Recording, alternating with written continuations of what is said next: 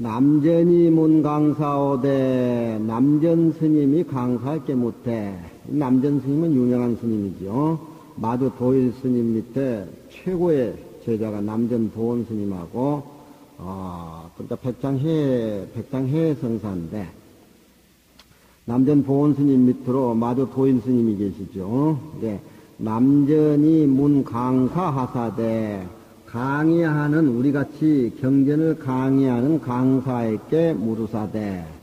부처님 경전 강의하는 강사들은 그 경전 강의를 하다 보니까 너무 그 문자라든가 너무 글 내용에 치우친 살림을 살다 보니까 어떤 진짜백이 그 본체하고 거리가 먼 살림살이를 되게 많이 살고 또 선방에 가서 이제 참선해가지고 조실이나 방장은 그 당처에서 살림을 차리다 보니까 살림살이 색깔이 조금 틀리겠지요.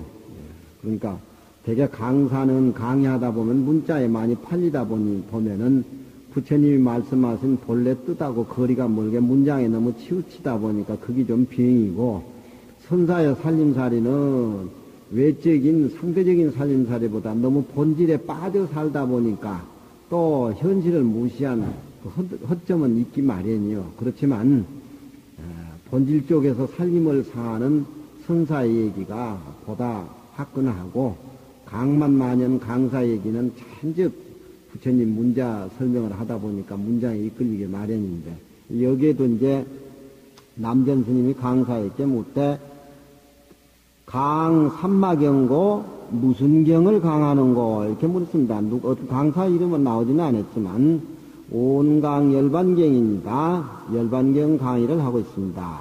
부처님이 돌아가실 무렵에 하루에 설했다는 경전이 열반경입니다. 이르되 경중에 이하위 극칙고 경 가운데에 무얼로서 극칙을 삼는고 경 가운데 무얼로서 극칙을 삼는고 열반경 내용을 어디에다 극칙을 삼고 이해를 하면서 강의를 하느냐 그런 얘기입니다.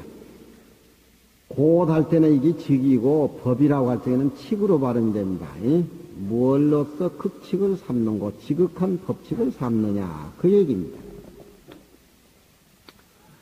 그 열반경 강의하는 강사 스님이 말하되 이 여여로 이 극칙이니다. 여여로서 극칙을 삼습니다. 여여로서 극칙을 삼는다.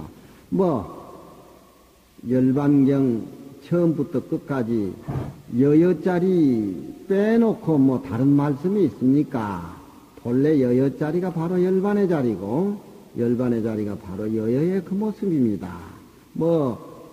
열반경 초권부터 열권까지 무슨 큰 의미가 있겠습니까? 나는 여여로서 극칙을 삼습니다. 온 남전 스님이 강사에 이르되 환자 여연된 조시 변효야니 열을 열하고 환작 불러서 지을진된 조시 변효야니 일찍이 맛이 변해버려. 그 자리를 여여라고 딱 집어서 표현하면 큰 맛이 없는 것이요. 그게 어떻게 그 자리가 여여자리인가? 아니지. 부처를 우리가 얘기할 때 부처님 모습이다. 이렇게 하면 우리가 보는 부처님 모습이지. 부처님 모습이 어떻게 저런 모습인가? 부처님 모습은 한 군데만 계신 것이 아니고 시방에 꽉 찼는데, 강사 스님, 그 열반경 대의를 여여로서 극칙을 삼으면 열반경 대의하고는 거리가 먼 소리예요. 야 사람은 그 열반경의 극칙이 아닐세. 자네가 이 얘기하면 그 자리가 여여라고 이 얘기를 하면은 맛이 변해버려.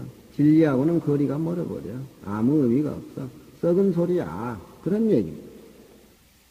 조시 변요야니 일찍이 맛이 변해버리니 수양 이유 중행하야 도치 이중 사하야 사시득다 하야는 모름지기 이유 가운데를 향해 행해서 도치 중사하야사 이유 가운데 이를 말하고 취해 얻어내야사 시어 얻어내야사 시득다 비로소 옳다.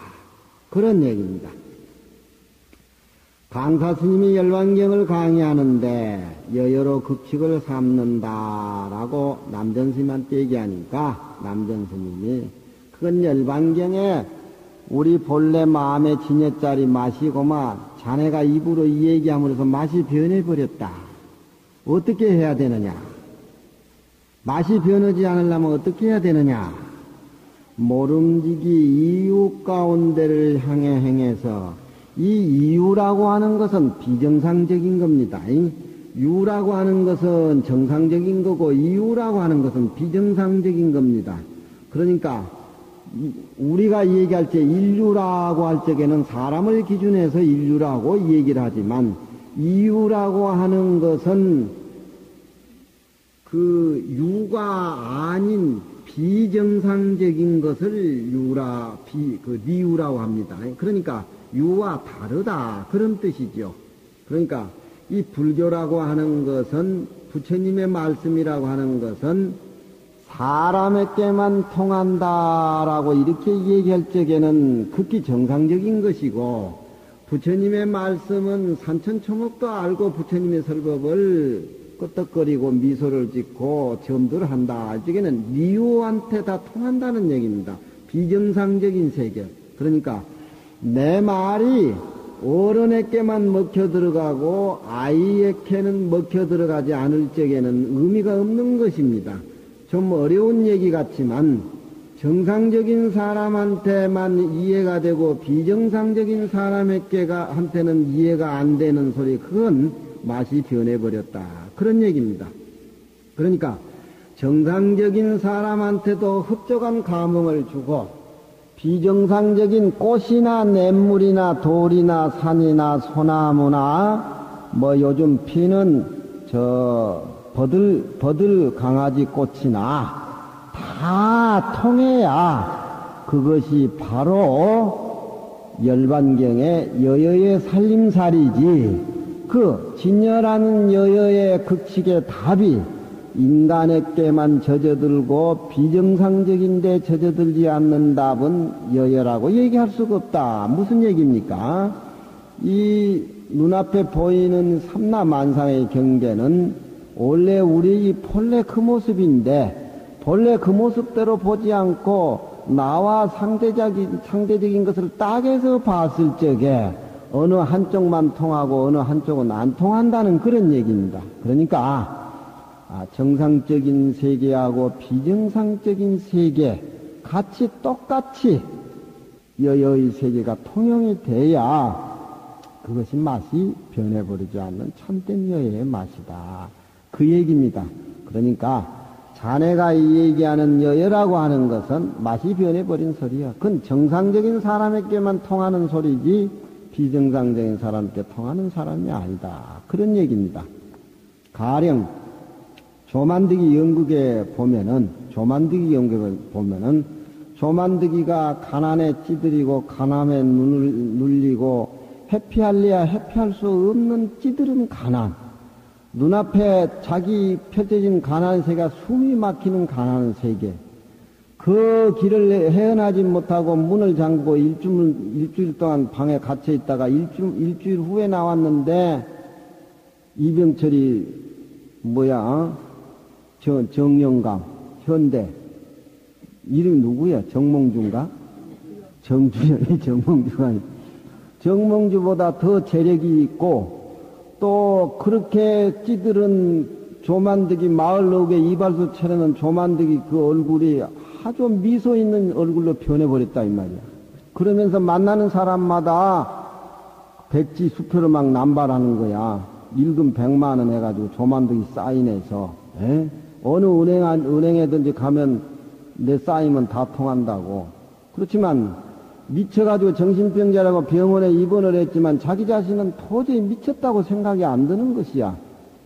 그렇지만 조만득이가 가난을 탈출하기 위해서 문 잠그고 일주일 있다가 밖에 나왔지만 결국 여유 있는 미소, 재력이 또 완전히 부자가 돼가지고 재력을 그냥 주물릴 수 있는 그런 사람으로 변모해가지고 하는데 미친 건 미친 거예요. 하지만 미친 병은 나서야 되지만 그 조만대기가 병이 고쳐져가지고 현실로 돌아올 적에는 그 가난, 그 찌들은 가난, 그 현실에서 도저히 도망갈 수 없는 그런 어떤 현실정에 꽉 얽매여 있는 그거.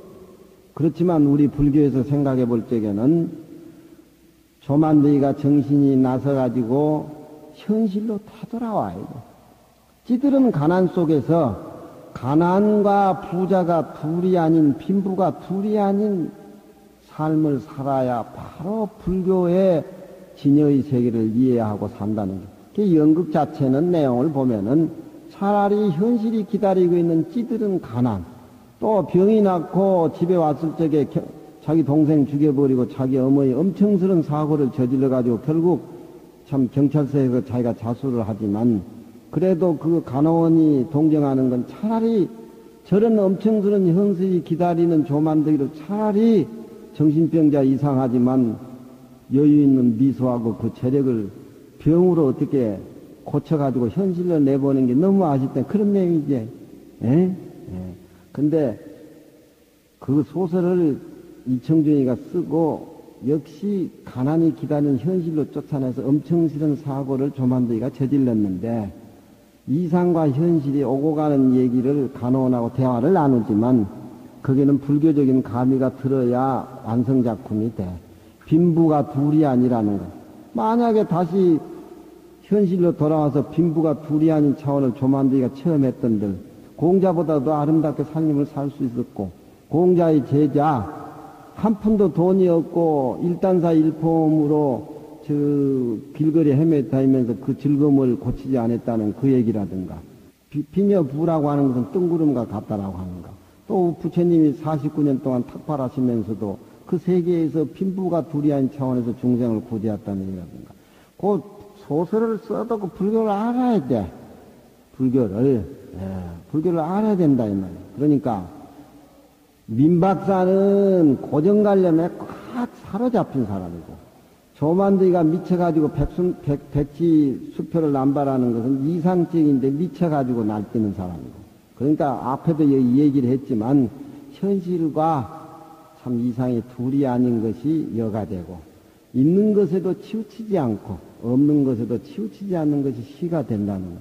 이런 걸 확실히 이해를 하면은 가난하면 가난할수록 더 멋있게 산단 말이야.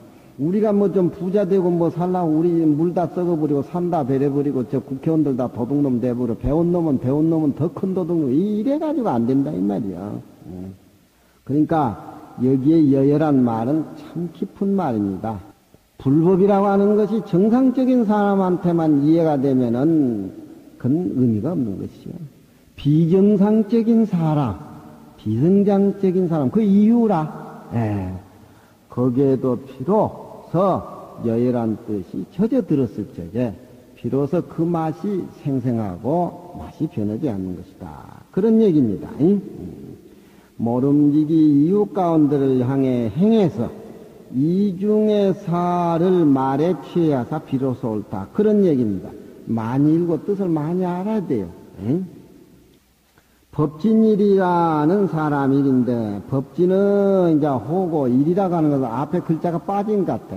법진 도일이니 법진 성일이니 법진일이라는 스님이 이 내용에 대해서 송해 이르되 열반정멸이 본래 명자가 없으니 열반이다 정멸한 자는 명자가 떨어지고 이치를 드러내는 고의적인 불교의 가장 아름다운 거고 진리의 극치인데 열반정멸은 본래 우리가 얘기할 수 있는 명자가 없으니 열반정멸은 그 자리는 원래 진리의 자리고 그 자리는 원래 우리 본모습 자리인데 그 뭘 어떻게 이름으로 표현하냐 이말 다 이름이 다 끊어진 바로 그 자리인데 환자하게 여면 조생되니라 그 자리를 여열하고 불러 지으면은 일찍이 변해버린다. 일찍이 맛이 변해버린다. 만일 나한테 열반경 가운데에 무슨 극칙이 있는 거라고 물은다라고 하면은 남전보원 스님께서 나한테 열반경의 뜻이 무슨 뜻이냐, 무얼로서 급칙을 삼느냐, 이렇게 나한테 묻는다라고 하면은, 석인이 야청 목계성이라 오리라, 돌사람이 밤에 나무로 만든 닭의 울음소리를 듣는다라고 말하리라.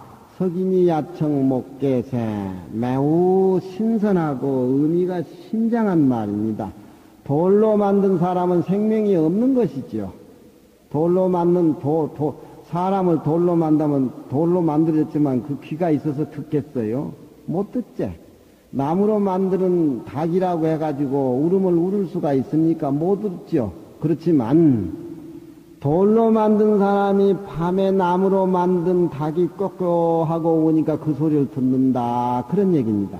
그러면 이건 뭐냐? 이유입니다. 이유. 그렇지요? 네.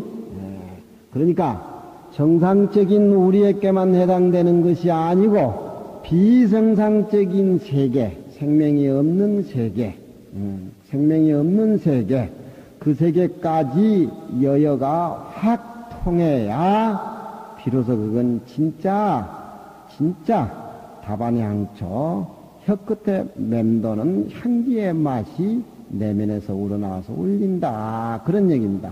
석인이 야청 목계성이라고 하니까 뚱따지 같은 소리 하지 말라고 하는데, 언어를 선사들은 자꾸 피해요. 언어를. 그 진리자를 얘기할 적에 말로 표현하면 자꾸 말에 꼬다리가 잡히고, 또 말로 들으면 듣는 사람이 그게 말에 또 빠지고 집착하니까, 이런 획기적이고 신선하고 듣도 보지도 못한 소리로 석인이 야청 목계생이라 돌사람이 밤에 나무로 만든 닭울음 소리를 듣는다. 이런 건 부처님 법문 속에서 조사 선호록에만 나오는 소리들입니다. 매우 의미가 심장한 소리입니다. 부처님의 말씀은 우리에게 통하면 의미가 없습니다.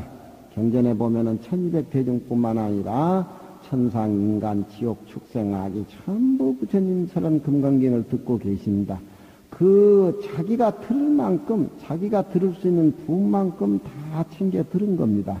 그러니까 수월 스님 같은 분도 독사가 사람을 물지만 수월 스님은 독사가 입을 벌면 손가락을 쑥 집어넣으면 가강가강 독사가 문다 그래요. 물지만 독사가 아주 즐거운 표정이고, 수월 스님도 이놈아 더 물어라 더 집어넣어주고, 그래 슬슬 꼬리치고 가고. 그러니까 우리 불교라고 하는 것은 사람에게만 해당되는 것이 아니라 짐승 이유 가운데도 다 해당이 돼요. 새라고 하는 것도 우리가 사랑하고 싶고 만지보고 싶지만 우리 자체의 살기가 등등하게 끼어 있으니까, 나는 부처님한테 절을 하고 참회를 하고 불교 공부를 한다지만 아직 업이 있고 살기가 있으니까 훌 날아가 버리지 않아요? 그렇잖아요. 네. 그러니까 석인이 야청 목계성이라, 나는 거기에 대해서 그렇게 답한다. 좀 고일착한 진일무한 답이겠죠. 제 앞에는 열반경을 여여로서 극칙을 삼는다. 강사스님은 그렇게 답을 했지만, 하나의 스님은 석인이 야청 목계성이라 그런 답을 해주세요. 저쪽 양화시 그러면 포가 방로, 집을 버리고 길거리에서 헤맨다 이 말이야. 유석꽃. 지금 5월달에 버들강아지 꽃이 피지요. 유석. 사랑각시. 사람의 마음이 있는 사람이 길거리에 저렇게 헤매는 유석 버들강아지를 그렇게 보면은 사랑각시. 무정유사. 마음은 없는 것 같은데 뭔가 나름대로 생각하는 것이 있다 이 말이야. 그런 얘기죠. 또 유석꽃은 3분 춘새. 봄을 석 달로 기준할 적에 그 버들강아지 꽃은 3분 춘색에 2분은 진토. 그러니까 버들강아지 꽃이 이리 날리고 저리 날리다 보니까 이제 얼음이 녹고 땅에 진창이다 보면은 땅에 이리 참 흙탕물에 이리 섞이고 저리 섞이고, 2분은 진토, 1분은 유수, 또 물에 떨어져 흔들어 내려간다니. 그러니까 중생이 어떤 그런 주체가 없고 깨달음이 없이 무한히 방황하는 것, 또 서민이 안정생활 없이 정치하는 사람들의 그 박해를 입으면서 안정한 생활 없이 집을 떠나가지고서 객지에서 이리저리 헤매도는 거. 세간내 불시양화 자세히 보니까 이 버들강아지 꽃이 아니여 점점시 별인누라 그 버들강아지 나르는 하나에 조그만 것마저도 다 이별한 사람의 눈물이 들어있다. 그런 얘기죠. 저 뚜구에 피어있는 그 매화꽃을 보라. 진시이인 안중이허리라. 다 이별한 사람의 눈에 피덩허리다. 그래 진다 이 말이야. 그러니까 옛날 사람들은 이별에 대해서 진하게 많이 읊은데 그 양화꽃이 정치하는 사람들 그 박해와 서민이 안정을 얻지 못하고 에이? 이리저리 이사 다니고 고향 떠나서 뿔뿔이 흩어다니고 봄이 오고 봄이 가지만서도 그 자기 그 어떤 삶 자체가 안정을 못 취하다 보니까 진흙탕이 속에서 또 어떤 의미는 흐르는 물가에서 세월을 보내는데 꽃 자체는 이 꽃이라고 얘기할 수가 없어. 어떤 차원으로 비유해서 보면은 그 점점이 유석꽃 점점이 길가리에 흩어져 있는 것은 참 이별한 사람의 눈물이다. 그런 그 양화시를 뒤에 이제 평을 하기를 분간 맥중 도화호가라 그대 저 언덕 가운데 매화꽃 피는 것 봐라. 진실인 안중이다. 다 이것은 이별한 사람 눈에 피다. 나도 생을 달리한 어른들 죽음을 한 2번 맞이했지만 어떻게 보면 눈에서 피가 나올 정도로 좀 가식이지만 그런 마음도 울컥하고 그러던데. 정치하는 사람들 뭐 정치를 잘해야 돼.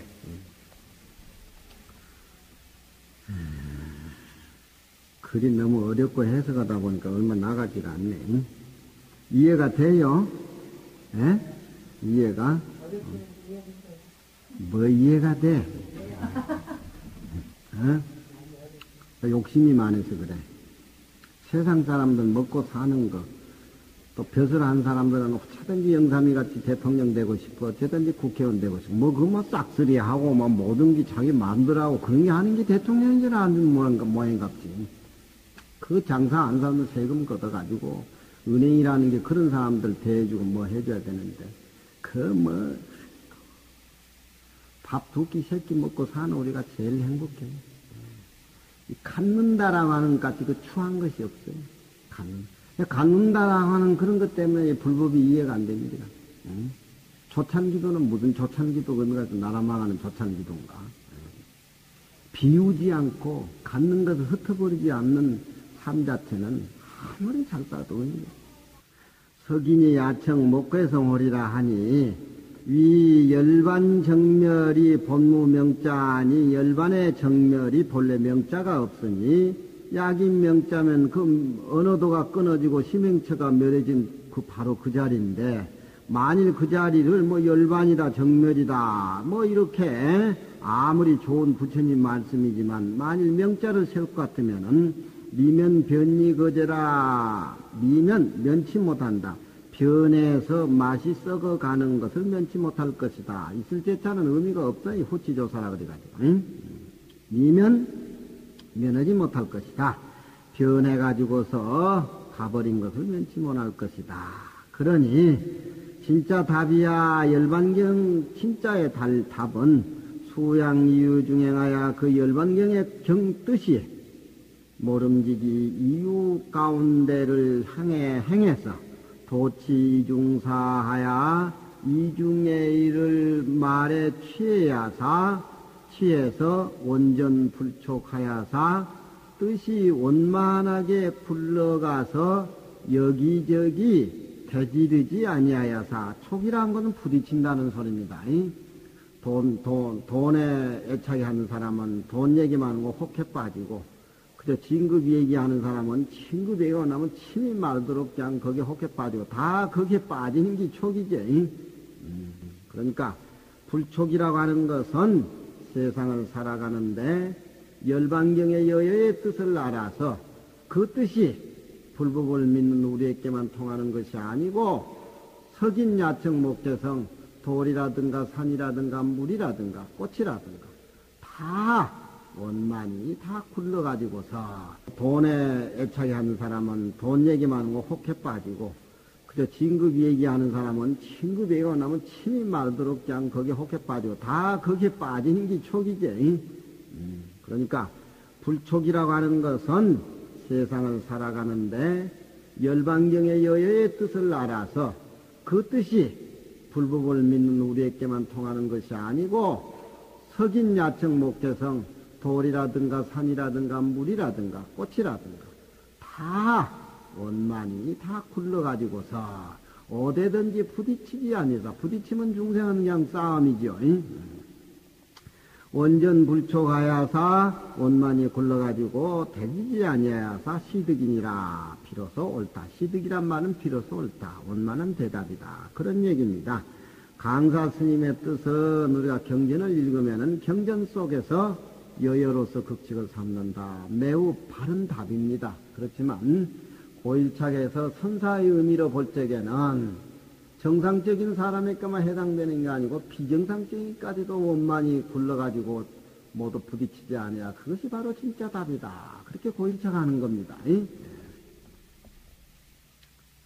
원만히 굴러서 부딪히지 않아서 비로 오름이니라. 차도하라. 하모스님 설이라 하는 것이죠. 변양 삼처고 변해가지고서 어느 곳으로 갔는고. 변했다고 하니까 변해버린 마다고 변하지 않는 뜻으로 그렇게 또 두 가지로 사량 분별할 수가 있습니다.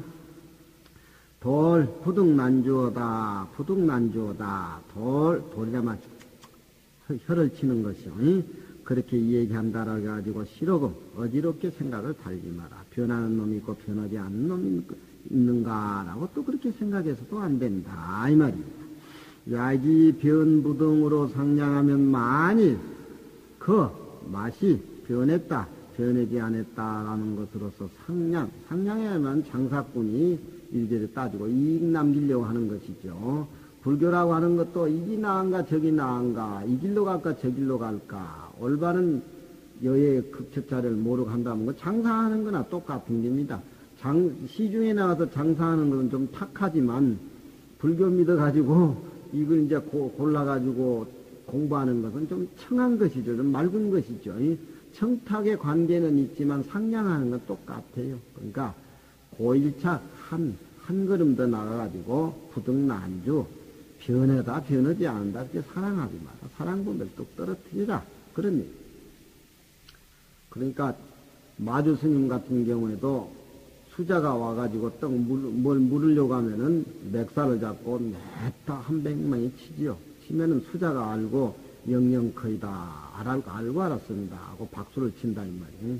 그러니까 아무나 그런 것이 아니고 20년 30년 공부해가지고 푹 익은 수자에게 그런 법문이 해당되는데 요즘 조계종 젊은 스님들 보면 한 채를 앉아가지고 뭐 좀 열심히 좀 하면 뭐 아는 것 같다 이 말이에요. 그럼 냅다 그냥 법상 기우치고 그냥 한마디 일러라고 뭐 이래서 하는데 그건 하나 장난이지 그게. 상냥하면 또한 옳지 못함이라. 필경의 자마생고. 필경에 그러면 어떻게 해야 되느냐.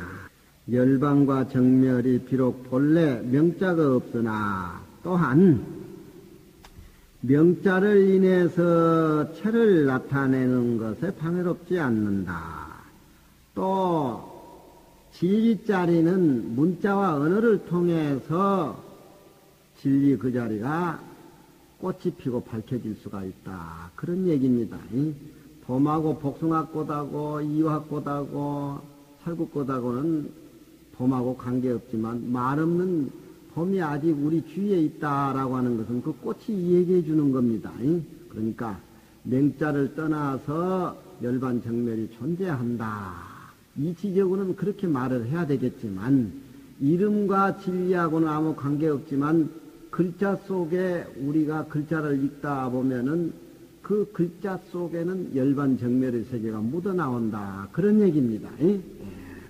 이치적으로는 어느 문자를 떠나서 존재하지만 어느 문자를 떠나서 존재한 그 이치 내 마음 본래체가 어느 문자를 통해서 본래 모습을 뾰족하니 드러내는 것을 알 수가 있다. 그런 얘기입니다.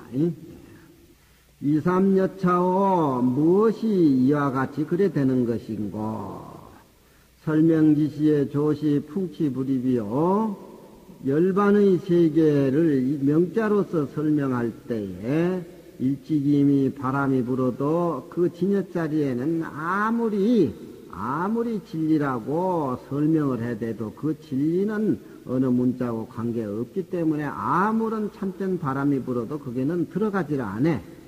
또 물을 뿌려도 물이 거기는 붙지를 않아. 물을 아무리 뿌린다고 해도 그저 연꽃 이파리 퉁퉁 털쳐 떨어져서 뜨글뜨글 둥글듯이 열반 진여의 자리는 문자로 아무리 표현해도 아무 문자하고 관계없다. 그렇지만 열반 정멸이다 이렇게 어느 문자를 표현할 적에 또 아는 사람은 춤이 싹 나온다 이 말이야. 그런 것이지. 그렇지나 그러니까 어느 문자를 통해 가지고 열반의 세계를 그려낼 수가 없지만 어느 문자를 통해서 열반의 세계에 냉큼 접근할 수도 있다. 그런 얘기입니다. 그러니까 한쪽으로 얘기하면 한쪽에 치우치고 또 저쪽에 얘기하면 저쪽에 치우치니까 이렇게 하모 스님은 서리를 통해서 어느 문자를 떠난 자리가 바로 그 자리다. 이러니까 어느 문자를 아주 떠나서 생각하려서는 또 안 된다. 그런 얘기입니다. 그러니까 요즘 조계종의 부처님 경전을 보지 않는 풍조가 너무 만연해가지고 교수들한테 스님들이 앞으로 경전을 배워야 될 지경까지 왔는데 그것은 선의 일변도 속에서만 견성성불 선의 일변도 속에서 살다 보니까 그런 지경이 온 겁니다. 그러니까 우리가 말세의 불법을 만났으면은 물론 화두를 물고 연부를 하고 해서 도를 통하는 것도 소중하지만 바른 길을 가고 내가 가는 길이 이것이 바른 길인가 할 때 부처님 경전을 꼭 봐서 확인을 해서 요즘은 다 도인이고 한소식 했다 하지만 누가 도인이고 누가 한소식 했는가 내가 직접 알 수도 없는 것이고 부처님 경전을 통해서 의법불인이라 부처님 경전을 스승을 삼고 사람에 의지하지 말라.